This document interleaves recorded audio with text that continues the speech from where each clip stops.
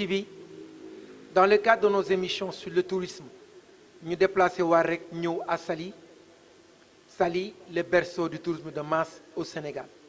Kouar Saly m'ont abrité la station balnéaire où nos investisseurs ont en fierté défi un village de vacances. T'es à Saly, à bâton rompu avec M. Boligui, président syndicat d'initiative de tourisme du département de Mbour. Un homme très attaché à son terroir, ce technicien en tourisme ne connaît que le travail et des résultats probants. Xam nañ ci dara ànd ak moom à travers le Sénégal à plusieurs années. Durant des décennies, son seul combat reste le social. Il sillonne le département pour que le travailleur soit à l'aise. M. Boligui, son franc-parler, son attachement au tourisme, son sens du partage font de M. Boli, président du syndicat d'initiative de tourisme du département, un homme humble, pétri de qualité, à la disposition des travailleurs du tourisme et de l'hôtellerie. C'est ce battant qui reçoit une équipe de Mbour TV, cette télévision très proche des populations, nous recevoir dans de très bonnes conditions, dans ses bureaux, ici à Saly. Monsieur Gueye, nous sommes là. Merci bien avec toute la délégation de Mbour TV yi nga xamante ne tey dañu ñëw wax dëgg yàlla pour càmbar li nga xamante ne natt fi tourisme bi toll ci département de Mbour fi tourisme bi toll ci biir Sénégal donc duñu def lu gërëm leen ndax comme ni ñu amee habitude di ko wax tourisme dafa bokk ci ñun ñu dëkk ci dëkk bi bokk ci dëkk bi di fi yeewoo kon dafa mel ni mbir la moo xamante ne ñun dañ ko war a sécuriser dañ ko war a aar ba lépp lu nga xamante ne war na koo yàq loolu ñu seppi ko sànni ko ca biti te loolu yaakaar naa ne depuis ay ati at léegi mat fanweeri at ñu ngi liggéey ci loolu tey bu ñu demee bay wax station de tourisme am na lu bari loo xamante kenn ku ci ne def nga ci sa jéego tourisme nag comme ni ko mag ñi di waxe alalu ñëpp la ndax di nga gis jaaykatu caaf bi di nga ci gis jaaykatu bant bi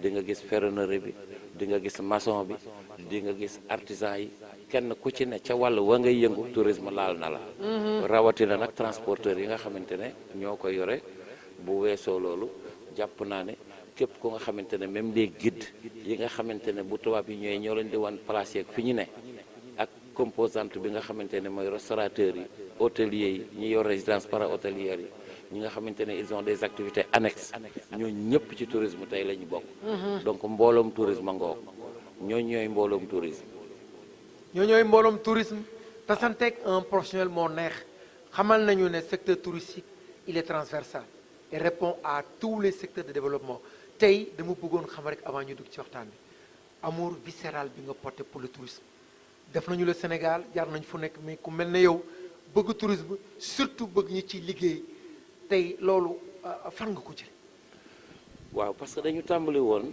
ci ubbi campement touristique bu ndaw genre auberge vers les années 90 92 ndeysaan à la personne de Cheikhou Bathily moo fi njëkk a ñëw ubbi dans le département de Mbour ce que l'on appelle l'auberge des coquillages bi nga xamante ne ubbi na ko presque waa Mbour yu bari yi nga xam ne ay chômeurs la ñu woon ñoom ñëpp daf leen a recruter woon yóbbu leen auberge de Nianing mu nekk ci premier auberge yi nga xamante ne ñoo njëkk a am fii ci département de Mbour hormis les grands hôtels yi ñuy wax comme Palme Beach Novotel bi nga xamante ne tey fa la Palmeraie ne ñu toj ko donc ñoo fi njëkk a installé wu tourisme booba nit ñi xamuñu ko booba nit ñi ku ci kenn ku ci ne rek yaa ngi gëstu naan tourisme baax nag baaxul waaye au fil des ans ñun ñu gëm ko nag ñu gëm ko lool te boo xoolee tey tourisme la mu meññ ca loola ca emploi yooyu nga xamante ne ñoo créé woon 2090 92 tey kenn ku ci ne am nga sa alalu bopp loo xamante ne tey yaa ko moom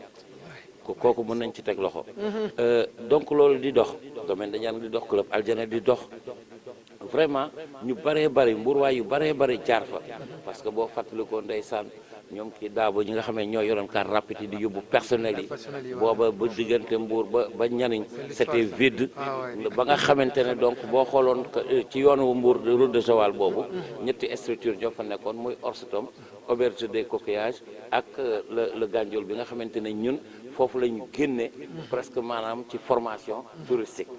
Ah ouais. yàlla dogal itam ñu amoon à l'époque le préfet du département de Mbour, Mamadou Sall, qui nous a beaucoup aidé, qui nous a beaucoup accompagné dans ce processus itam. Administrativement, avec l'inspecteur régional Ousmane Gueye, qui fut aussi un sous-préfet, qui était venu, qu'on avait affecté ici, mu ñëw accompagner ñu, parce que dañuy wax ne tourisme dañ koy war a accompagner. Donc sur ce, je profite de l'occasion pour rendre un hommage mérité à la personne de Feu Birane Fall, à la personne de Feu Babou, ñi nga xamante ne tey ñoo yoroon syndicat d'initiative. Donc les syndicats d'initiative c'était des relais yi nga xamante ne ñoo nekkoon à la base di animer booba tourisme nit ñi xamuñu ko.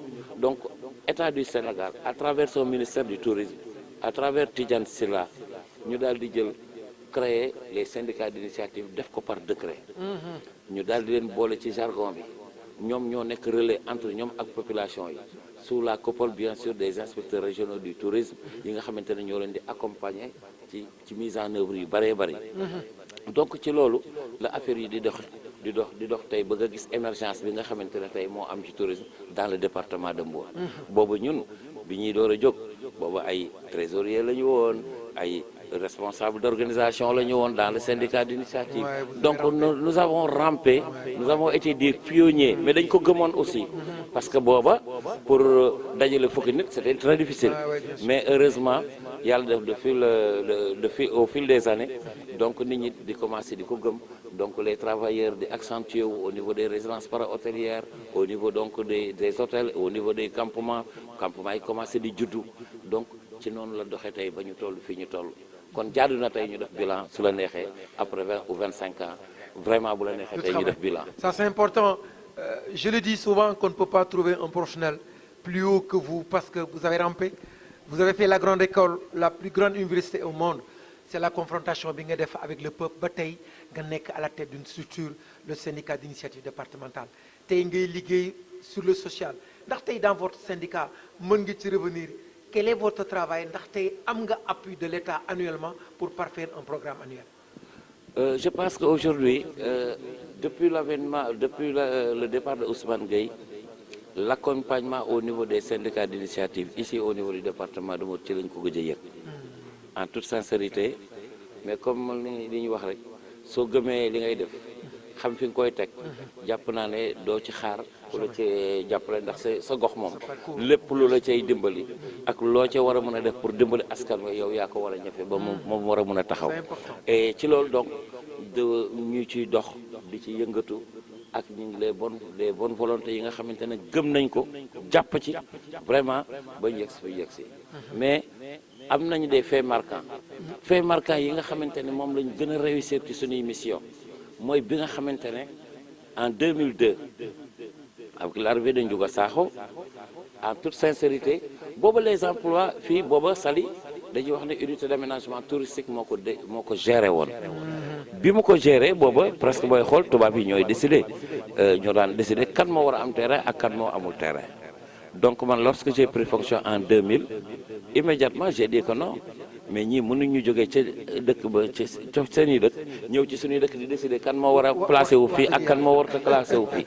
Alors ñu xeex loolu ba yàlla def yàlla may ñu ci ndam avec bien sûr la compréhension du directeur général Ndiouga Sakho ñu daal di jël ay dispositions impliqué ñu dans le processus dans le comité de station avec ndeysaan Samb Touré yàlla na ko yàlla yërëm.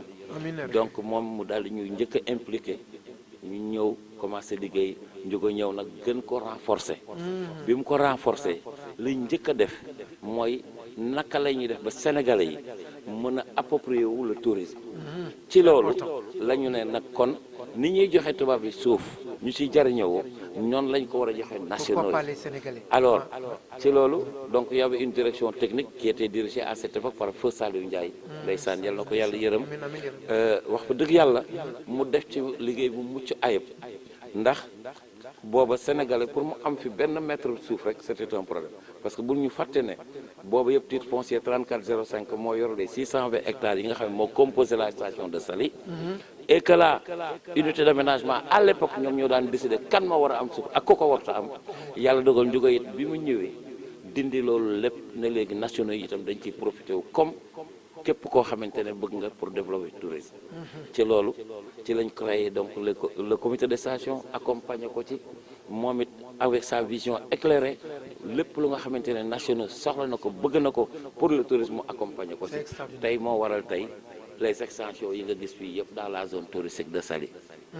noonu itam la ñu xalaatee ne dans les autres zones à vocation touristique dañ leen a war a développer tel que Pointe Sarène Mbodiène noonu ci lañ créé benn comité ad hoc bi nga xamante ne les communautés rurales à l'époque qui étaient dirigées par Ousmane Gueye par Magaye Ndaw par Paul Ndong à Joal donc ñoo ñëpp ñu daal leen regrouper àndandoog ñoom ci liggéey bi def fa liggéey bu mucc ay ba tey zone boobu benn bu ci ne am nañ fa benn station touristique boo xamante ne mu nga fa kon tey Saly jur na yeneen station touristique à travers aujourd'hui le Sénégal ci lañ defee élargissement des compétences de la SAPCO ba nga xamante ne en matière d'aménagement ñoom lépp ñu di yokkal leen ko donc loolu mu nekk loo xamante ne lépp tey Saly moo nekk le socle Saly moo nekk la base parce que fii nee naa la képp ku fii soxla technicien supérieur en tourisme boo ñëwee fii fekk ko fi tout est là. ndax tey les ensemble des directeurs de ces hôtels là ils ont tous rampé ñu nekk des gens qui ont mérité leur poste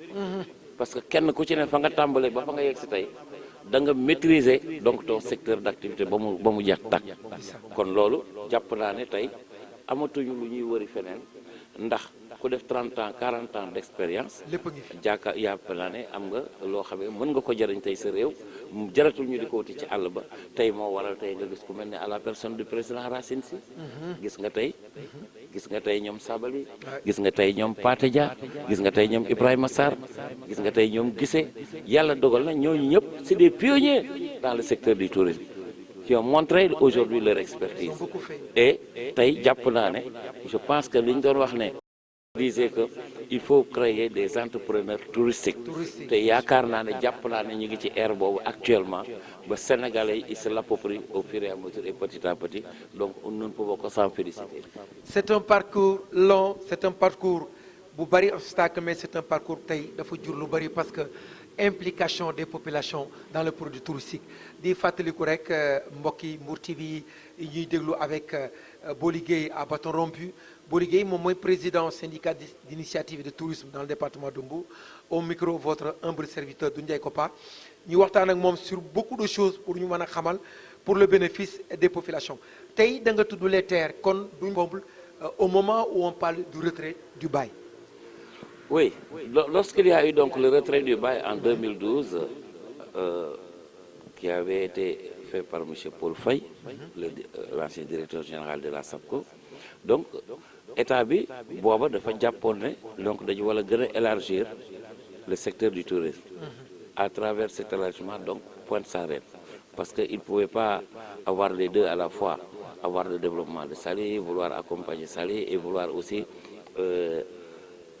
jël li nga xamante ne mooy nouvelle pôle touristique yi pour développer leen donc bi nga xamante ne 2012 jot na ci la état du Sénégal à travers la proposition donc de Paul Faye ci la retiré le bail 3405 en 2012 alors bi nga xamante ne retiré nañ ko mu def proposition bi mu defee proposition bi donc mu effective presque entre 2013 2014 comme ça ba yàlla dogal li mu dogal aujourd'hui si on fait l'état des lieux retrait boobu sax moi je disais que c'était une grosse erreur parce que ça pouvait faire vivre à la SAPCO par rapport donc à ces paiements annuels et mensuels sur les locations des terres mais booba aussi l'État voulait accompagner donc ce processus aussi pour l'érection des nouveaux stations.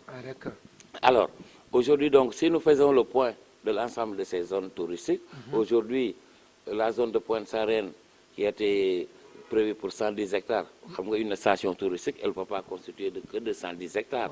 Alors il fallait faire un maillage entre donc Pointe Sarène et Mbodiène. Et là, pour mu constituer benn bloc bu nga xamante ne ça va s'élargir sur les côtés surface. Alors au niveau de la zone donc de Saly aussi, il y avait donc une zone poumon qui était là, donc mooy la zone boisée. Donc la commission de domaniale au niveau de la CCOD donc avait remis à la SAPCO à hauteur de 8 et quelques hectares. Mais ce poumon vert là, nous, ñun dañ ko soxla. Aujourd'hui dañ ko soxla. C'est ce qui fait respirer la station. Effectivement. Alors si on laisse des bâtisses se développer, ça risque de ne plus donner une vie à la station.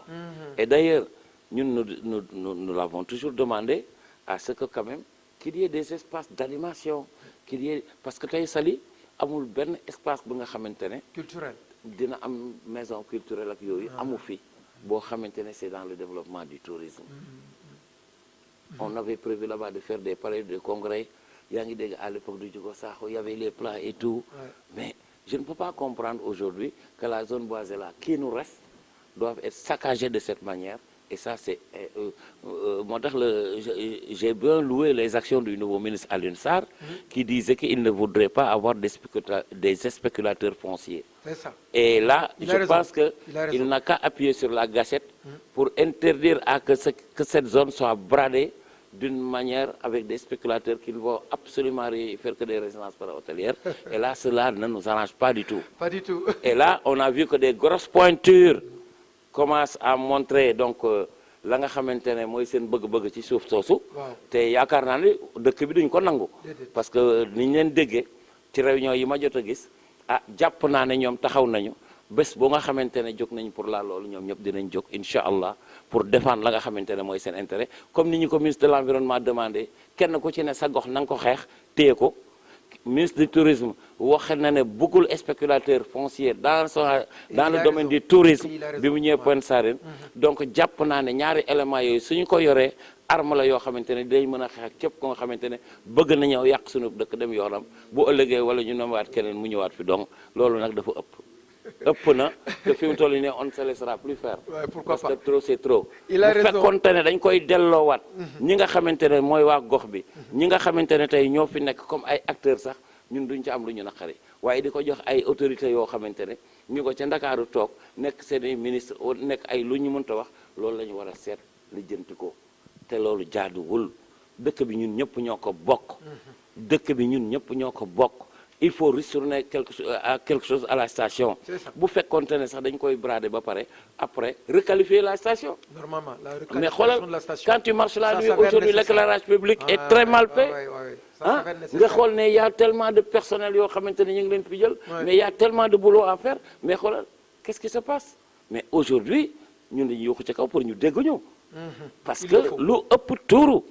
La station actuellement elle est trop mal gérée. Et je le dis haut et fort, trop mal géré.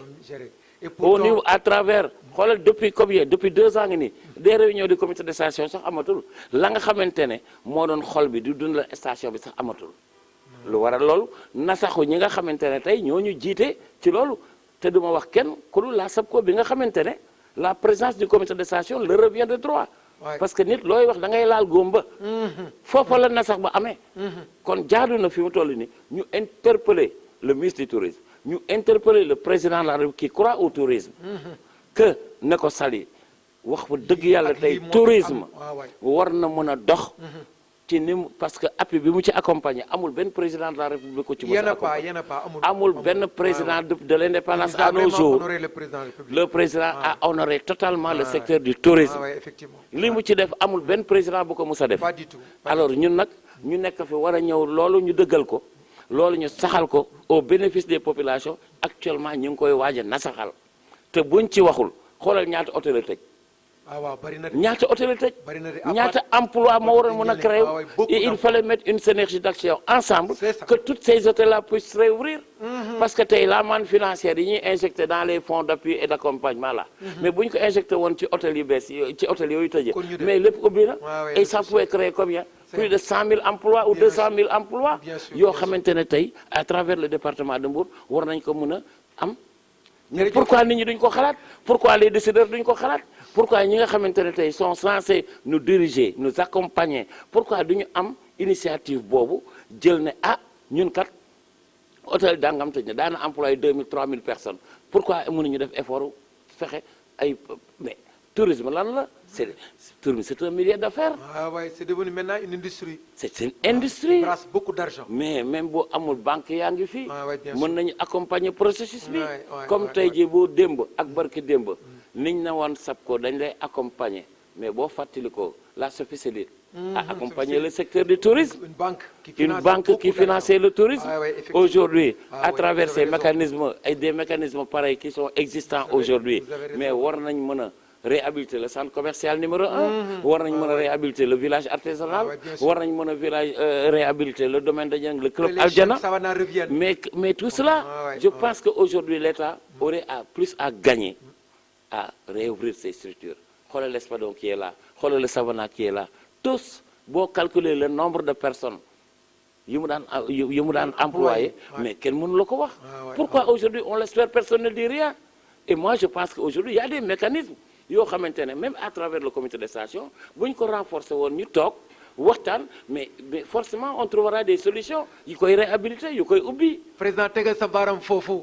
Pendant 30 ans son seul combat, je l'ai dit tout à l'heure, c'est le social, c'est le côté social du tourisme. Il a parfaitement raison. Le tourisme est devenu une manne financière de 450 milliards par an dans les caisses d'État. Booli wax na ko, il ne se décrète pas, il se construit. Le tourisme est tout, et tout est dans le tourisme. Dafa mel ne da nga rejoindre le programme du président de la République Macky Sall, qui a dit que le tourisme est l'affaire de tous. Vous avez parfaitement raison. Mais président, ce programme dafay allégeant, sa vision dafa large.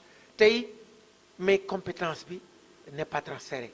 Ndax noo gisee la non transfert du compétence du tourisme doo ko gisee président. Mais l'État a bien raison de ne pas le transférer. xam nga dafa am ay paradigmes yoo nga xamante ne les collectivités locales ne peuvent pas gérer cela. Parce que compte tenu de certaines fluctuations, la transversalité du secteur font qu'aujourd'hui ce serait très tôt de laisser ça, de transférer le secteur du tourisme. Ce serait très tôt. Parce que les mécanismes yi nga xamante ne réellement ñoo ko war a accompagner, parce que ça demande énormément de moyens financiers, et que les communes et communautés rurales, ils n'ont pas ces moyens. Il faut des moyens. Il faut forcément des moyens financiers colossaux. Or qu'aujourd'hui, vous voyez même pour la requalification de la route l'avenue Malick Ndiaye, il a fallu une intervention du chef d'État directement, qui a mis tout de suite 1 milliard sur la table pour nous accompagner. Or qu'il y a le PTIB qui doit accompagner ce secteur aussi. Vous le voyez. Aujourd'hui, s'il n'y avait pas cette manne financière, on n'en serait pas là. Aujourd'hui, vous voyez le bouffée d'oxygène, le chef de l'État, à travers ses mécanismes, à travers sa vision, jox na ko le fonds touristique pour ñu accompagner les acteurs touristiques au niveau de la base, mais kenn ku ci ne gis nga ñi am nañ 100 millions, ñi am 200 millions, au moins pour réhabiliter le restructure. Et loolu ça a été très bien perçu. Donc yu mel noonu mécanisme yu mel noonu commune wala communauté rurale mënu ko. Donc suñ ko teelee transfert, je pense que day indi problème. Et que déjà bu ñu xoolee le cas de Saly, parce que fenn fu ci ne titre foncier lay doon. Tourisme dafa sensible. Très sensible. Aujourd'hui mënoo nekk ci gox bu amul titre foncier. Donc même à travers la SAPCO demande à la CCOD et à l'État du Sénégal de retrocéder ça en TF. Donc toutes ces terres sont titrées. En titre foncier. Ah oui. Donc de telle sorte que facilitation boobu di am ci état ak mécanisme yi nga xam ne moo ko war a accompagner, donc loolu mairie mënu ko. Donc de telle sorte que ce serait très tôt de mon point de vue que ñu koy transférer, parce que ñoom amuñu les éléments qu'il faut pour pouvoir accompagner le secteur du tourisme mu dox ni mu ci war a doxee, parce que day naa la mbir mi c'est un problème de terrain, c'est un vécu quotidien compte tenu de sa fluctuation. Nii géej di gën a xe noonu la tourisme di gën a xe. Un mouvement d'ensemble. Tout à fait. Donc les réalités peuvent changer d'un moment à l'autre, que ça soit au niveau des avions, que ça soit au niveau des agences. C'est des paramètres yi nga xamante ne, mais quelqu'un qui ne se connaît pas ne peut pas avancer là-dessus. Donc il va falloir que l'État, de la manière dont il est en train, petit à petit comme on dit, l'oiseau fera son nid, et que là peut-être d'ici encore 5 ans, 6 ans, le transfert pourra être possible, parce qu'ils vont se l'approprier en ce moment bu boobaa nag ñu door leen a ne mbir maa ngoog yel ba mais fi mu toll nii ni ci chef de l'État gis ba di ko accompagner, loolu la ñuy tàccu, loolu la ñu koy santé, loolu la ñu koy gërëme. Wax fa dëgg yàlla nee naa de 1960 à nos jours aucun président de la République n'a injecté autant de sous dans le tourisme, amul. Il a parfaitement raison. Il a suivi de long en large les gestes du président de la République Barki Dembo Ndiaye en 2014, quand il a ouvert la saison touristique. Il a honoré tous les agents de tourisme à travers le Sénégal. Des milliards qu'il a injectés pour les raisons. Et là, wax avec les Hollandais je crois que loolu tamit war nañ ko mën a wax président kenn du la am tey parce que ku wax station balnéaire wax animation parce que nous sommes un pays de rythme et de couleur c'est le Sénégal nga fi doon indi chaque année une foire touristique boo xam ne ça draine du monde président fan nga ci toll il me reste que 5 minutes président. Oui, moi je pense qu'aujourd'hui donc nous devons nous préparer pour l'ouverture de la saison parce que li xawoon na gën a ralentir activités yi donc c'est à travers les travaux donc de la région côtière bi nga xamante ne vraiment le gouvernement du Sénégal accompagnait la station à hauteur de 39 milliards pour donc vraiment les régions côtières et que là vraiment nous avons vu des travaux extraordinaires qui sont en lépp dina tegu ci yoon incha allah et que là ñuy demander que chaque acteur du tourisme s'approprie du secteur du tourisme parce que tourisme bu baaxee pour ñun la su yàqoo pour ñun la image dégradante bi ñu koy jox am nekku ci loo gis secteur d'activité boo gis nag am nañu baax am nañu bon am na ñuy def lu rafet am na ñu def lu rafet te tey la ñu xamante ne moo ñu fi boole mooy su ëllëgee nga mën ne jouer naa sama partition ci tel domaine ak telle activité et je pense que c'est ce qui est important comme ni ma la ko waxee boo xoolee tey population bi fii ci Saly kenn ku ne xam nga lan la tourisme apporter parce que démb ak barki démb lu ñu fi fekkoon ku ne xam na ko tey ku gis Saly xam na ne tourisme am na lu mu fi apporter am na une plus-value que ça soit au niveau des terres que ça soit au niveau des constructions que ça soit au niveau même du comportement et des éducations lu ci bari marqué wu na tey bu ñu demee bay wax école française à Saly yaakaar naa ne actuellement au niveau de l'environnement de la station il y a beaucoup d'écoles yi nga xamante ne tey ñu ngi fiy judd et que bientôt je pense que nous aurons des écoles de formation et là aussi ça ne fait que profiter pour la jeune génération donc ñun aujourd'hui li ñu bëgg mooy ñuy léguer li nga xamante ne bu ëllëgee suñuy doom suñuy rakk bu ñëwee jaar ci yoon woowu pour ko téye ko ba mu gën a dëgër lépp loo gis dafay jeex te du def luñ koy nettali rek kon kenn ku ci ne na nga initier loo xam ne dañ ko fi bàyyi muy pérenniser wu te yaakaar naa ne ñun de ci sunu ce sera un éternel recommencement voilà ñun ci sunu bi ñu fi nekk ak léegi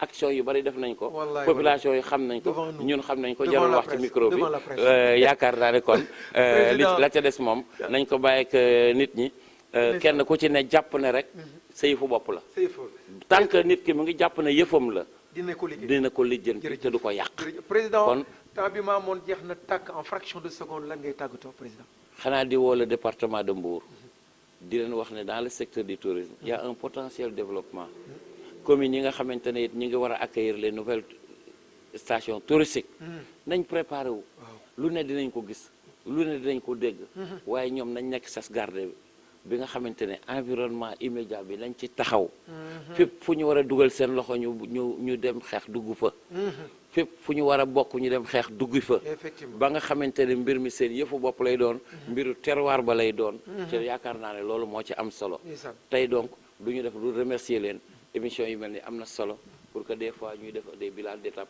di fàttaliku démb ak barki démb waaye di xoolit avenir li nga xamante ne tey moom la ñuy xaar ku gis aéroport bi xam ne donc la région de Mbour ma léegi mu taxaw incha allah buñ ci góorgóorloo tuuti incha allah ñëpp jàpp ci propreté bi nit ñi gën koy yokk environnement bi ñu gën ko sauvegarder kenn ku ci ñu ne jàpp ne parce que fa nga taxaw ca moment ba nga taxaw waroo jël kayit di ko sànni ci suuf waroo jël paquet cigarette di ko sànni ci suuf waroo jël mbalit di ko tuur fu la neex gan su ñëwee teral comme na nga ko daan waxee teral donc yooyu moo am solo parce que cette teranga là moo nekk daal elle est devenue mondiale maintenant à travers toute l'image du Sénégal teranga Sénégal fu ne lañ koy waxee suñu wax teranga tourisme tax donc loolu kon am na solo kon maa ngi leen di sant di leen gërëm te di ñaan yàlla seen télévision bi yàlla na si yàlla def barke gën ko yokk ba mu kawe lool jërëjëf encore une fois merci